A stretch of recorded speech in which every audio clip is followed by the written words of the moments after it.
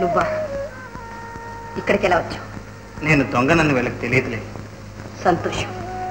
ఎందుకు వచ్చావు? నువ్వెందుకు ఇలా చేసావో తెలుసుకోవడానికి. ఏం చేశాను?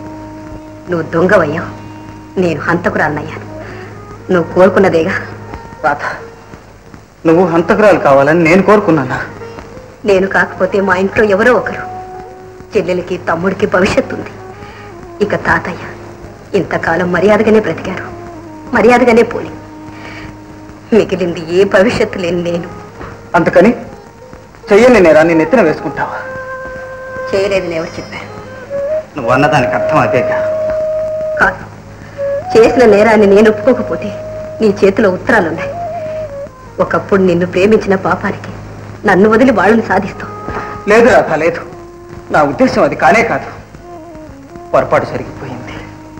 నేను నీకు నిజం చెప్పలేకపోయాను. నువ్వు తొందరపడ్డావు. ఇప్పుడు నిజం చెప్తున్నాను రాధ. మా వంశం మీద వచ్చిన నిందను మాపేసి మా నాన్న నిరపరాధం రుజువు చేసి నిన్ను నాదాన్ని చేసుకోవాలని ఇదంతా చేశాను. గోపి, ఇంకా ఎందుకు నన్ను వంచిస్తావు? ఆడిన నాటకం చాలు, చేసిన ద్రోహం చాలు. వెళ్ళు, ఇక్కడి నుంచి దయచేసి వెళ్ళు. నువ్వేమనుకున్నా సరే ఇప్పటికైనా మునిగిపోయింది లేదు. నిజం చెప్పు రాధా, నువ్వు ఈ హత్య చేయలేదు. చేశాను చేశాను చేశాను. ఇక వెళ్ళు. నన్ను ఇక్కడైనా ప్రశాంతంగా ఉండనిస్తావా లేదా?